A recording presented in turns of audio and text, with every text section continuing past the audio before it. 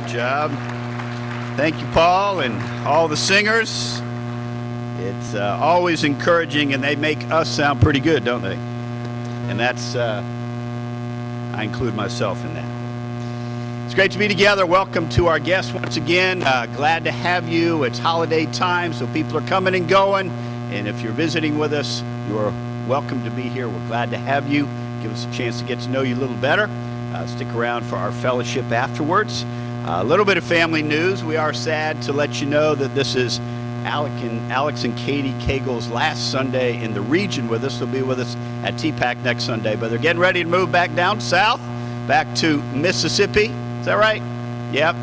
So we want to love up on them and see them in the fellowship. And then I just want to say I'm always encouraged to see George Wilhelm here. George is with us, and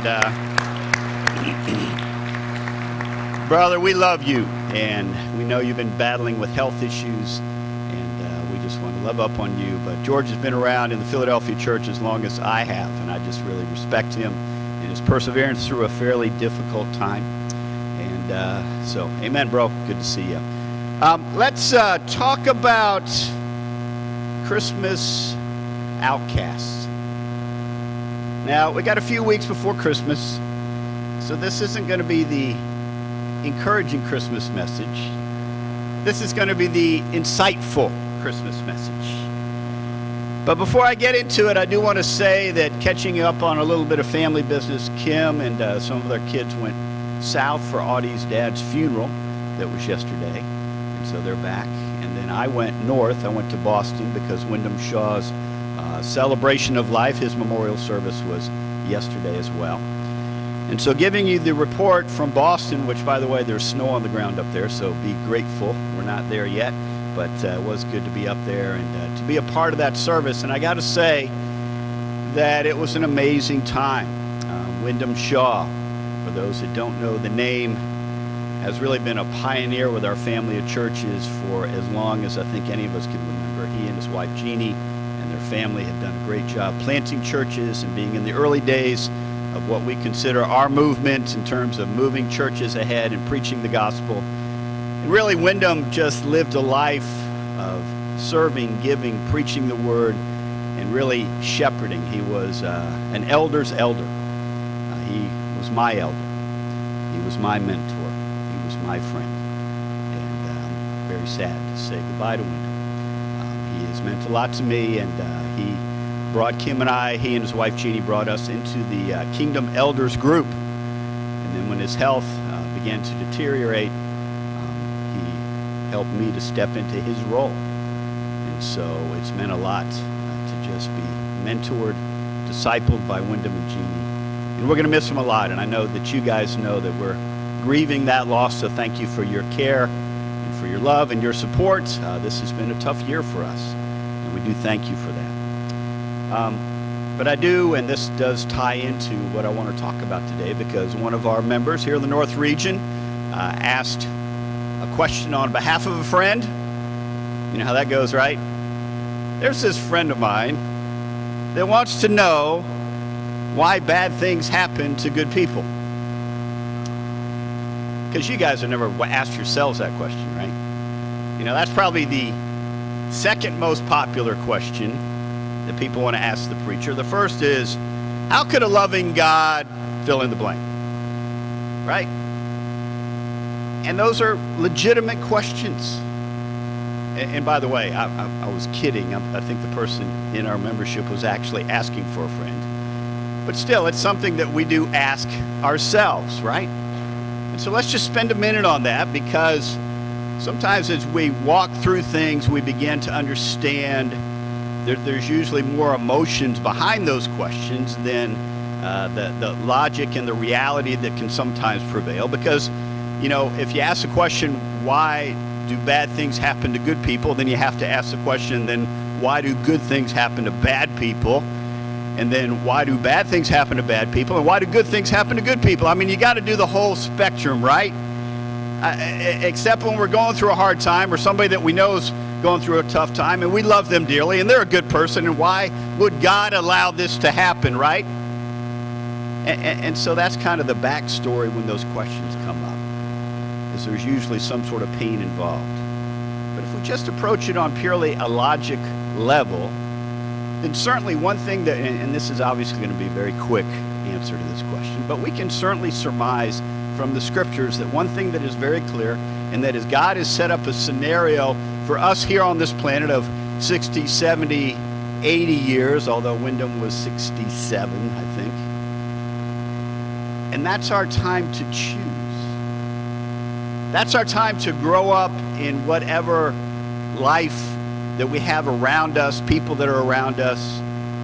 And then we have an opportunity to see good, and we have an opportunity to see bad. We hopefully have an opportunity to learn some things and to grow and to establish character and choice. But this life is about choice. And if the people that chose God only had good things happen to them after they chose God, everybody would choose God, right? I certainly would. But that's not what God wants. He wants us to choose Him whether good or bad. It's just like a relationship we have with somebody on earth. If you're only going to have a relationship with somebody because it makes you feel good all the time, then we got to ask the question, what's going to happen to that relationship when something bad happens? You're like, hey, I'm out of here. And by the way, there's a lot of relationships that go that direction. Then when the heat gets turned up, when things aren't clear, when there's trouble, hardship, misunderstandings, hurt feelings, in this day and age, people are very quick to pull the emergency release and get out of the situation. God is saying, I want a relationship with you. I want you to choose me. I'm going to try and set things up in your life, mile markers along the way to help you make that choice, but it's still got to be your choice. But our motivation for following God can't be based on just good things. Our life is going to have good and bad. Our life is going to go through times of difficulty and hardship, and the truth of the matter is, if we've made a decision for God, then when people watch us go through hardship and they see that our faith is intact and strong, it becomes a testimony that actually helps other people become Christians. You are being watched. No one's got a camera in your house. You're not under surveillance. But at work, on your campus, in your neighborhood, get the trash cans picked up. Don't leave them blowing around the street. Because people know. Cut your grass, shovel your walk, do it. You're being watched because you're now known as those Christian people, as those people who have chosen God. And then when there is hardship or difficulty or trouble in your life, people are watching even closer. They want to see if you're going to bail. They want to see whether if the heat gets too hot, you're like, I'm done. Or are you going to be faithful? And this comes full circle to Wyndham. Wyndham's disease was a terrible disease. Multiple system failure is what it's called. And basically his body was shutting down in all different areas until finally his life ended. But he got to the point where he could only be fed. He could only be picked up and moved. He could not communicate. But his spiritually, was amazing. And anybody that went in there, even just to care for Wyndham, he still communicated, maybe just through his eyes. And Kim and I had the opportunity to visit with he and Jeannie during this time period. But you knew his faith was well intact. His flesh was fighting against him. He could not even speak a word, and yet he stayed strong spiritually. Why do bad things happen to good people? Because there's choice in life, and to have choice, you've got to have both extremes. But also, it's an opportunity for God to shine through, because anybody can be a Christian if you just get good things as a result of that decision. Are you really in it for the relationship with God rather than just for the good things? Hopefully that helps. It's not an easy question, and there's more theological things that we could talk about. But I think the other reason we ask that question, or questions like that, is because we want simple answers to life. Really. We want things to be packaged up, lined up, and simplified, because that would make our life a whole lot easier. That's not God's plan. Life is messy. Dealing with people is messy. We do get imprinted by our culture, by our families, by our upbringing, by what we watch, what we listen to. You know, I talked a while back about cookies, you know, the computer term. Those things get planted in your computer. You don't even know what's happening. Well, that's happening to you in terms of the world as well. Bits and pieces of the world are getting implanted in your mind, in your heart, in the way that you live.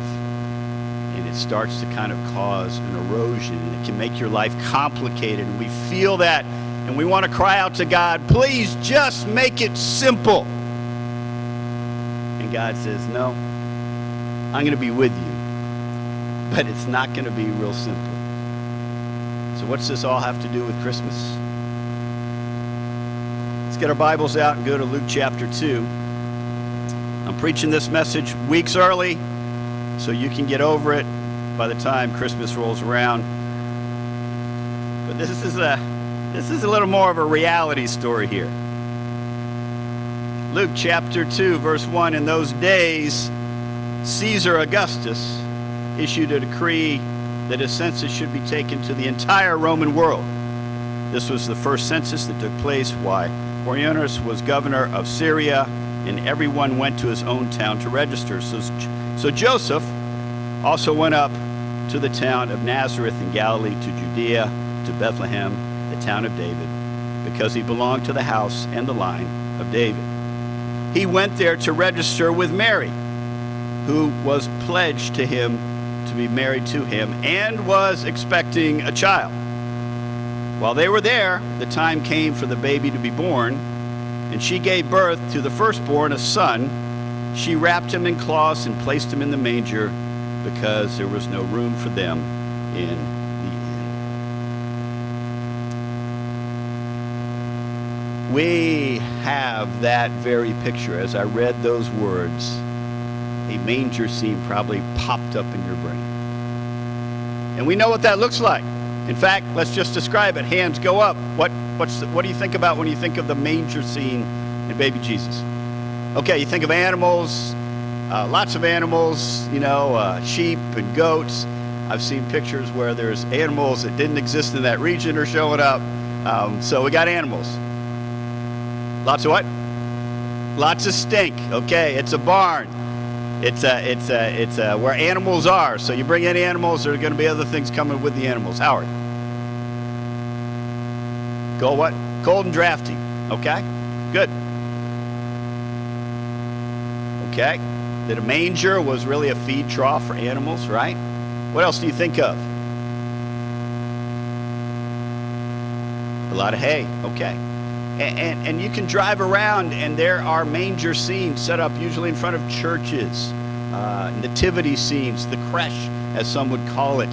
And you've got the glorious star hanging over top, and you've got the wise men, and you've got straw or hay, and you've got animals that are looking reverent. I don't know how animals can look reverent, but they do. And they're standing there gazing at the baby Jesus, who is a perfect little infant in a perfect bed of straw, in a perfect manger, you can't smell it, so it seems to be very pristine there, right? Okay, that's the image we have, and that's the image that you'll come back to in a couple of weeks, and everybody go, ooh and ah, look at the baby, and all that sort of stuff. I don't really think it was like that. And I don't even think God wants us to think it was like that.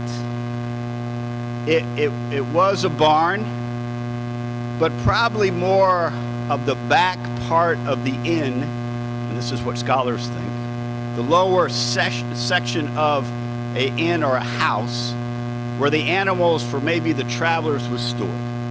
It was certainly stinky. It certainly had a manger so the animals could eat. It was drafty. It was messy like you would expect of a barn. But here's the other thing that we don't realize. That when we look at the story, it's Joseph and Mary, and they're pledged to be married, or another term would be betrothed, okay? So the engagement, if you will, is in place as two good young Jewish individuals, a man and a woman, probably barely out of the teenage years. But there's a problem. She's expecting a child. And Joseph knows, not mine. And we know from other texts that he was even contemplating, well, I need to divorce her quietly, because in the Jewish custom that would need to happen to break off the engagement. And so he's plotting that out, and yet an angel comes and speaks to Joseph, and you can read those accounts in other places. And he finally he decides, he's convinced by the angel to stick with it. But Mary is very pregnant, and Mary looks very pregnant.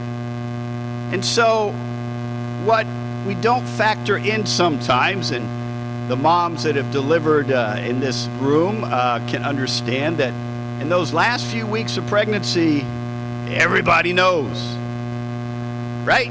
There's no hiding it. You know, the men at least are fully confident, no, she's pregnant. You know, we're very cautious about making a mistake in this area. But those last few weeks, everybody, it's like, yeah, when's the baby due? So Joseph and Mary are riding in town on a donkey. They're going there to fulfill the need to register for the census. Okay, we know that from the text as well. But Mary's pregnant, and everybody can see it. Now, there's another factor you need to understand. That in Jewish culture, hospitality is right up around the top. It's important that Jews take care of guests. I mean, anybody that comes from a Jewish background will know this. That, okay, MJ, that in fact in the Middle East, if someone becomes your guest, and we've got examples even during Abraham's time, you become a protector of those guests. Even in this day and age, there's a movie that came out a while ago about some special forces guy that got separated from his group and was taken in by some of the local tribesmen, and then the Taliban showed up. And they knew that this special forces guy was in there, and so they wanted to kill him. But because this guy was now a guest of the local tribesmen began to fight the Taliban. They didn't even, for the American, I mean, they weren't pro-American. They just had a custom. He's our guest, he's in our house, and it's our duty, our responsibility to take care of them and make sure that their well-being is looked after. Certainly, that custom would apply to a pregnant woman riding into town on a donkey, unless she's perceived as having broken custom and gotten pregnant outside of wedlock. And then all of a sudden, hospitality is not offered. We quickly read this story, and it says, because there was no room in the inn. Now, there was a census going on, and people were coming to town. But don't you think that somewhere in the town, somebody, especially from a Jewish background that believes in hospitality, would have found a place for a pregnant woman? Right? Unless she was considered ostracized or an outcast. I'm going to give you a word you probably don't know. Mamzer. If you've ever heard the word mamzer, raise your hand. Anybody? Oh, 1, 2. Okay, very good. Okay, a few folks listen, maybe some podcasts out there. Mamzer, M-A-M-Z-E-R. Some would say mumzer, M-U-M-Z-E-R. But either way, this is from the Hebrew, and it basically means an estranged person born in forbidden sexual, or an estranged person that's been born in forbidden or sexual union because, or an outcast, they don't fit in, basically. A mamzer is a person that doesn't fit into the culture. and therefore they are shunned. They are an outcast. They are not extended hospitality. And so Joseph and Mary are riding into town as Jews, trying to do their legal duty of registering, and yet no one's extending any hospitality. They are outcasts. Now there's some speculation here, and I'll give you that. We can't know more than what we have in the text, but it's okay to go, well, let's put some of these pieces together. And the truth of the matter is, we don't look at the Christmas story that way. We don't consider Joseph and Mary to be outcasts. We don't consider the fact that there was no room in the inn to be more than just, oh, well, it was a booking problem. They didn't go on hotel.com soon enough. I've told this story before, but I know that feeling. I identify with Joseph. My second night of marriage, not the first night, the second night of marriage, we missed a connection and missed a boat to go to an island. And I went, Kim and I drove around looking for hotel space in a certain part of New England, and there was literally no room in the inn. Any inns, any hotels, anything, Motel 6. We would have taken anything and could not find it. That was embarrassing.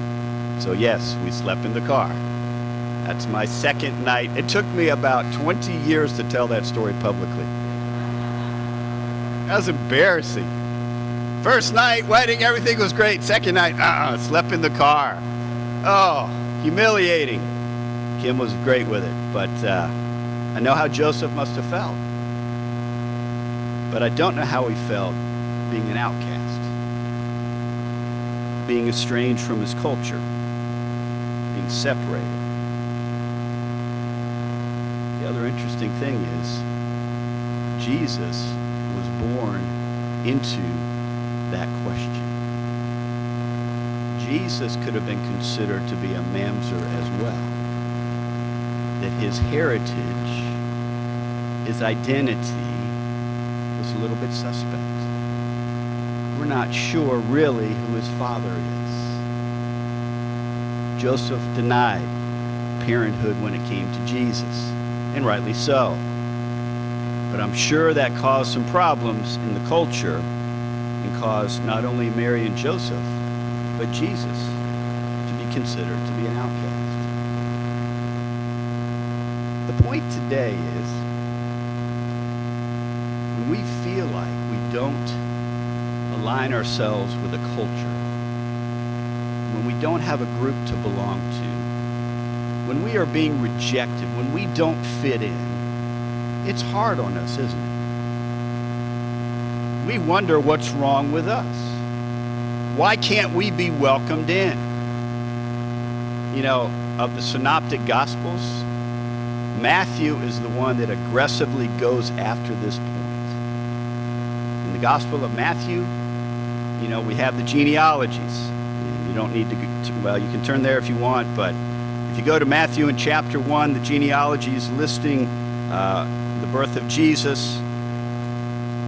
You know, the Jews gave their genealogy as a way to boast, as a way of saying, hey, look at who we're related to, and we can trace it all the way back to Abraham, or we can go all the way back to Adam, and our genealogy is intact.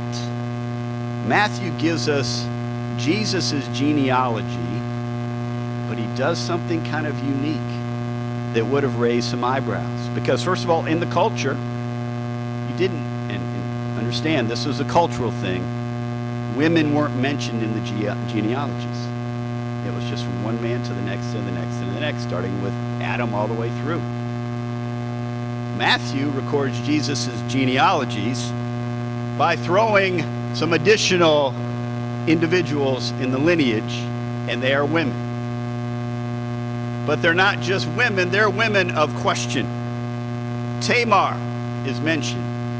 She was a shrine prostitute. Rahab, another prostitute. Ruth was a Moabite. Uriah's wife, Bathsheba, we know what happened there in terms of David. Why does Matthew do that? Because Matthew was writing to his Jewish audience saying, God is going after those that you exclude. God is wanting to pull in the people that you consider outcasts, that don't measure up, that don't fit into your idea of the way that this is supposed to be. And actually, it's not just the genealogies. You see it throughout the book of Matthew, that Jesus will reach out to people that the Jews would say, "How dare you?" Or Jesus will take a Gentile and hold him up in front of a bunch of Jews and say things like, "And I have not found any greater faith in all of Israel." Do you know how insulting that would be to those Jews? And yet Jesus is not out to insult them. He's out to make a point that God is God for everybody. And you with your little groups, you're missing the point. God is the God of the mamzers. He's the one that's saying, "Come on, join up with me." You know, Jesus, if he was considered to be a radical rabbi and a mamzer, then those that followed him were getting lumped into that category as well. That they were seen as extreme. They were seen as way out there. And yet Jesus was fine with that. He's like, "Oh no, this is what we've got. This is the way God works." You know, even Matthew was a mamzer, the writer of the first gospel. You know, we also know of Matthew as Levi. Levi was a tax collector who was Jewish, who had basically sold out to the Roman Empire. And yet Jesus walks up to his tax collector booth, and there's Matthew or Levi, probably head down, life's ended, parents don't talk to him anymore, his society hates him for what he's doing. And Jesus says, "Hey, you, come follow me." You ever feel left out? You ever feel like you're not a part? Have you been excluded? Gotten a cold shoulder? We're coming up on the holiday time, and holiday time is a great time for family. But I got to say, it's also a time where this happens. Where you're not on the in crowd at the office party. Why? Because you're a Christian. And everybody at work knows it. Where you're not invited to the neighborhood thing. Because you're that house that always has cars parked in front on Wednesday night for that Bible talk thing that you do there. That you've been excluded, that people look at you as a bit strange or they don't understand. And by the way, you're not even a real church. You meet in a school. That doesn't count. You're a mamzer. You're an outcast. You're being rejected by the world around you. You may feel that some with your family. You know, there's some of us that have families where we don't mention certain relatives because we're embarrassed. Maybe something bad's happened in the past. Maybe something's made them an outcast or made you uncomfortable, and so you're a little embarrassed about maybe your family heritage. You know, by the way, we are in a very interesting time in that now we know how to find out each other's heritage and lineage through DNA. People, and I can't believe this is happening, but giving Christmas gifts, and by the way, if you're going to do this, that's fine, do your thing. But giving a gift of something like Ancestry.com so that you can find out what part of the world that you're from and what your heritage is and how great it'll be to find out that you're Italian instead of Mexican or whatever. Except what also comes with that is some people finding out you're not my dad. It's happening. People that weren't expecting it, it's happening. And all of a sudden, there's family strife and difficulty because, oh my goodness, I've been living this lie. I thought I understood. I'm not even a part of this family. Or how dare you have sold me this package of my family when I don't even belong, or you're not my dad, or what, it's getting really messed up. Maybe that's you. Ancestry.com. Who's your daddy?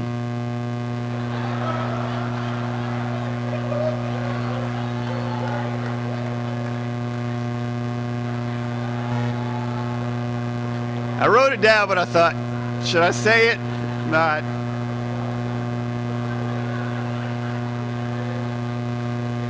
I don't think that's going to be their tagline.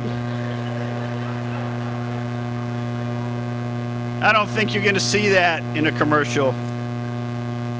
But I think the reality is that some of us are facing some of these issues. Some of us have been ostracized. Some of us have been excluded. Some of us have been leaning on family, foundation, culture, neighborhood, clubs, groups, whatever. Now we're feeling left out. We'll finish by 1 Peter chapter 2. Go there with me.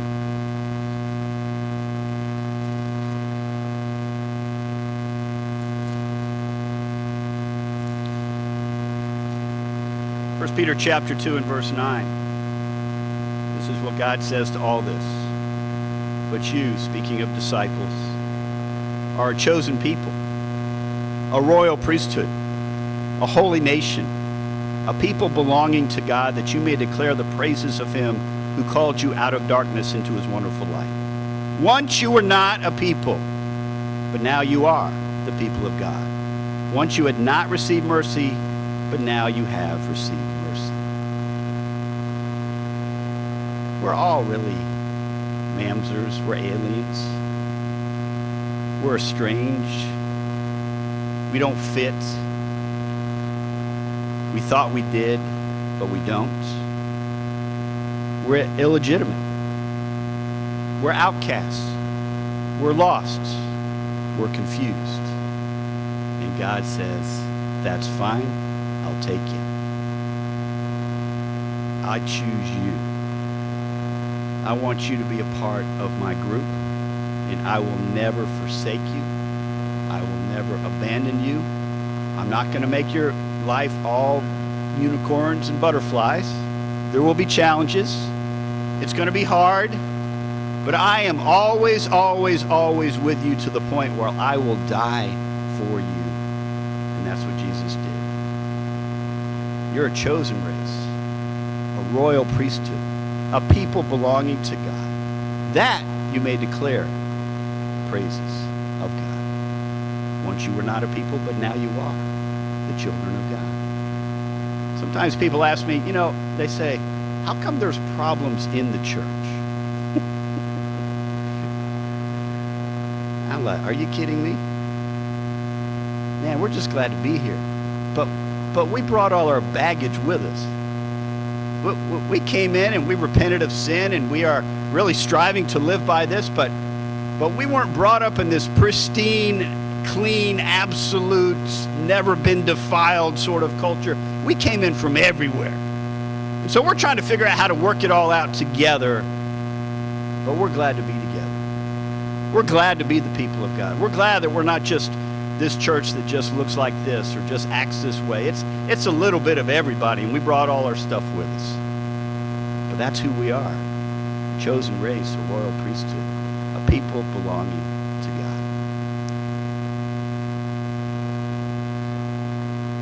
Let's be accurate in our understanding of Christmas.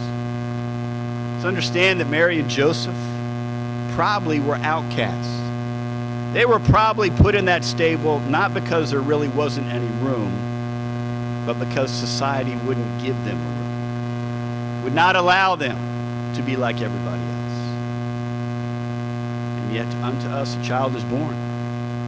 Jesus was born in that condition. Jesus was born also being an outcast. Jesus comes to us and says, hey, I get it. Come on, come follow me. Let's pray together.